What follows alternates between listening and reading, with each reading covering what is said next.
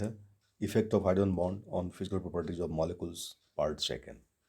पिछले क्लास में जो पढ़ाया गया था उससे कुछ और आगे जो कुछ फिजिकल प्रॉपर्टीज मॉलिक्यूल्स के होते हैं उसके ऊपर हाइड्रोजन बॉन्ड का क्या प्रभाव पड़ता है उसके बारे में आज डिस्कस करेंगे। तो आज के कंटेंट्स वही हैं जो पहले थे, लेकिन प्रॉपर्टीज फिजिकल प्रॉपर्टीज मॉलिक्यूल्स के हैं उसके संदर्भ वो थोड़ा अलग होगा, जो दूसरा होगा पिछले क्लास के अलावा। आई am doctor Magan Prasad, associate professor department of chemistry, MSc government PG college Bharatpur Rajasthan. Carboxylic अम्लों के वियोजन स्थिरांक पे हम देखते हैं क्या प्रभाव पड़ता है। तो अम्ल का वियोजन स्थिरांक का मान उसके आयन के स्थायित्व पर निर्भर करता है।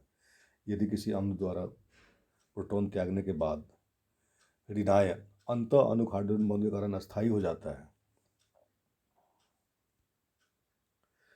तो ऐसे अम्ल का वियोजन स्थिरांक का मान काफ़ी अधिक होगा, लेकिन pKa का मान कम होगा और अम्लीय सामर्थ्य अधिक होगी। उदाहरण के लिए अगर हम देखें हाइड्रोक्सी बेंजोइक अम्ल के तीनों समावयवियों के से केवल ऑर्थो और ऋणायन ही अंत अणु हाइड्रोजन बॉन्ड बना सकता है, अतः इसका वियोजन स्थिरांक सर्वाधिक होता है। यह प्रबल अम्लीय है, चित्र में देखते हैं। ऑर्थो वाला जो है सो ये H बॉन्ड बना लेता है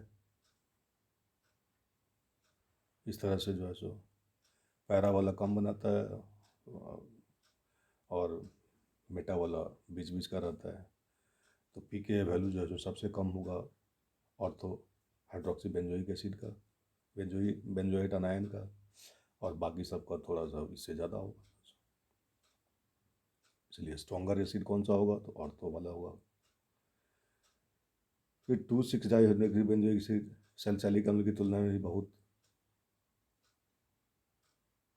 अधिक प्रबल अम्ल है, क्योंकि 2,6 हाइड्रोक्सी बेंजोइक एसिड अम्ल का ऋणायन 2 हाइड्रोजन बंध बनाकर बहुत अधिक अस्थायी हो जाता है।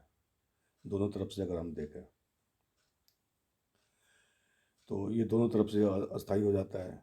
इसमें सैलिसिलिक एसिड जो है 2.98 है, इसका जो है सो pKa वैल्यू 2.30 है और इसका 4.17 बेंजोइक एसिड का।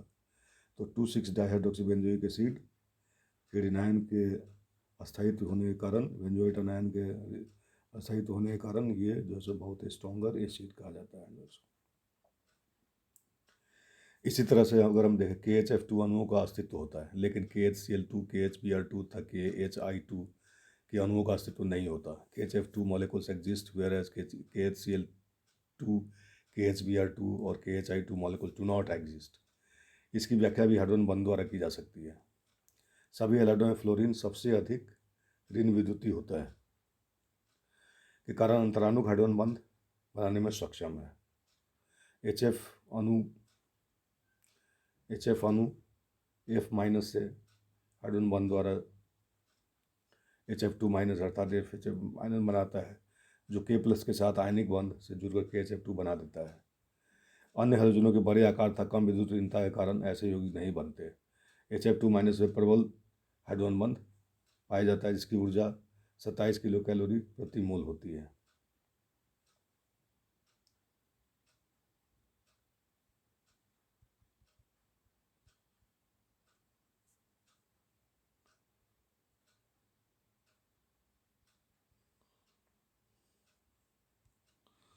इस तरह से H बॉन्ड बन जाता है, बाकी बड़े साइज और कम विद्युत ऋणता के कारण नहीं बना पाता है। CuSO4 5H2 की संरचना अगर हम देखें, CuSO4 5H2 में क्रिस्टलीय जल के एक अणु की प्रकृति शेष 4 जल के अणुओं से भिन्न होती है। इसका कारण भी हाइड्रोजन बंधी है। कॉपर सल्फेट क्रिस्टलों में Cu2+ आयन अष्टफलकीय ऑक्टाहेड्रल में आकार में 6 ऑक्सीजन परमाणुओं द्वारा घिरा रहता है,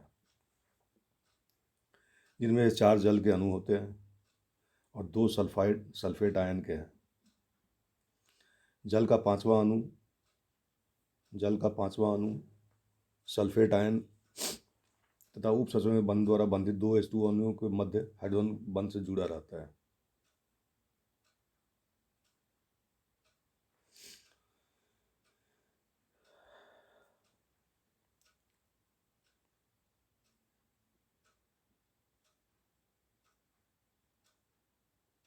तो इस तरह से इसका स्ट्रक्चर हम देख सकते हैं। बर्फ का घनत्व, डेंसिटी ऑफ आइस, समानता किसी तरफ को ठंडा करके ठोस अवस्था में बदलने में घनत्व बढ़ता है, लेकिन जल को ठंडा करने में इसका घनत्व 4 डिग्री सी तक तो बढ़ता है तथा इसके बाद कम होने लगता है, अर्थात 4 डिग्री सी पर जल का घनत्व अधिकतम होता है। 0 डिग्री सी पर जल जब बर्फ में परिवर्तित होता है तो प्रत्येक जल का अणु 4 अन्य जल के अणुओं के साथ हाइड्रोजन बंध द्वारा संगठित होकर एक चतुष्फलकीय संरचना बनाता है। इनमें से 2 जल के अणु H परमाणु द्वारा तथा 2 O परमाणु द्वारा केंद्रीय जल अणु से बंधित रहते हैं।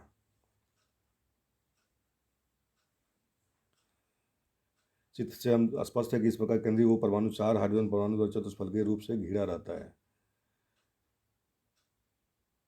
जिनसे सहसंयोजक बंध द्वारा बंधित 2 H परमाणु निकट तथा शेष 2 हाइड्रोजन बंध द्वारा बंधित H परमाणु अपेक्षाकृत अधिक दूरी पर स्थित होते हैं। इस प्रकार बने हाइड्रोजन बंधों के कारण अणुओं के मध्य काफी रिक्त स्थान बचा रहता है, अर्थात खुले पिंजरे के समान ओपन केज लाइक संरचना प्राप्त होती है और आयतन में वृद्धि होती है। क्योंकि द्रव्यमान में कोई परिवर्तन नहीं होता अतः घनत्व में कमी आती है। यही कारण है कि बर्फ ठोस होते हुए भी जल से हल्की तथा जल पर तैरती है। चतुष्फलकीय संरचना यहाँ यहाँ यहाँ इस तरह से जब ताप बढ़ने में बर्फ पिघलती है तो ऊपरी चतुष्फलकी धीरे धीरे टूटने लगती है, जिससे जल के अणु एक दूसरे के निकट आने लगते हैं, अतः अणुओं के मध्य दूरी निरंतर घटने लगती है और घनत्व तो बढ़ने लगता है। 4 डिग्री सी तक यह प्रक्रिया प्रभावी रहती है, तो 4 डिग्री सी पर जल का घनत्व अधिकतम अर्थात 1 ग्राम प्रति सेंटीमीटर स्क्वायर होता है। 1 ग्राम प्रति सेंटीमीटर क्यूब होता है। इस तापक्रम में जल के अणु एक दूसरे के निकटतम होते हैं। 4 डिग्री सी के बाद भी ताप बढ़ने में जल का घनत्व पुनः कम होने लगता है, क्योंकि गतिज ऊर्जा बढ़ने के कारण अणु एक दूसरे से दूर जाने लगते हैं, अर्थात अणुओं की उसमें गतिशीलता बढ़ जाती है। इससे अणुओं के बीच की दूरी बढ़ने से घनत्व कम होने लगता है। जैसे जैसे ताप बढ़ाया जाता है जल घनत्व में कमी आती जाती है।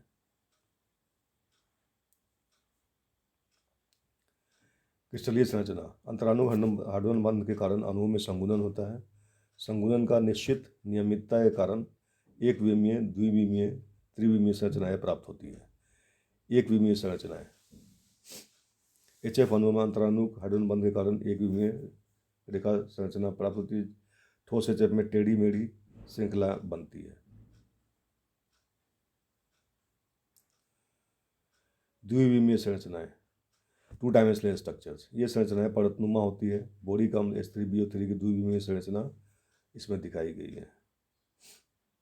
O बराबर 1 OH समूह, B बराबर 1 B परमाणु O 2 OH समूह के मध्य H बंध। तो इस तरह से हम H3BO3 की द्विविमीय संरचना दिखा सकते हैं।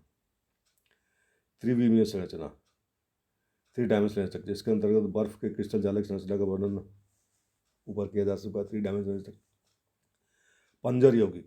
पिंजर यौगिक क्लेथरेट कंपाउंड।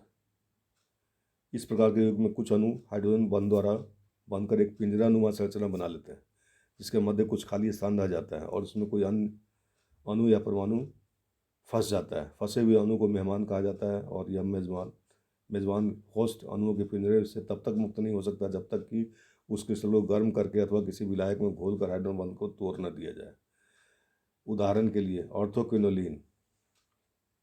ऑर्थोक्विनोलिन के जलीय अल्कोहलिक विलयन का आर्गन गैस के 10 से 14 वायुमंडलीय दाब पर क्रिस्टलीकरण करने से क्लेथरेट यौगिक प्राप्त होता है, जिसे चित्र में दिखाया गया। ये पंजर यौगिक रासायनिक प्रकृति के नहीं होते, क्योंकि इनमें कोई बंध नहीं बनता। ये ऑर्थोक्विनोल से बने पिंजर में आर्गन परमाणु मेहमान के रूप में बंद हो जाता है। जैसे AR है, ये यहाँ बंद है और चारों तरफ ये पिंजरा बना लिया।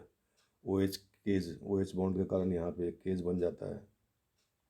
तो इस तरह से जो है ये पंजर यौगिक का निर्माण हो जाता है, ऑर्थोक्विनोल का क्लेथरेट अणु। तो इस तरह से जो डिफरेंट प्रॉपर्टीज़ है, फिजिकल प्रॉपर्टीज़ है मॉलिक्यूल्स का, उसके ऊपर हाइड्रोजन बॉन्ड का क्या क्या प्रभाव पड़ता है और उसके बारे में इस चैप्टर में डिस्कस किया। तो इस तरह से effect of hydrogen bond on different physical properties of molecules का ये टोटल जो है सो प्रॉपर्टीज़ के बारे में, ज़्यादा से ज़्यादा प्रॉपर्टीज़ के बारे में हम लोगों ने अध्ययन किया। और आज का टॉपिक यहीं पे हम समाप्त करते हैं। थैंक्स।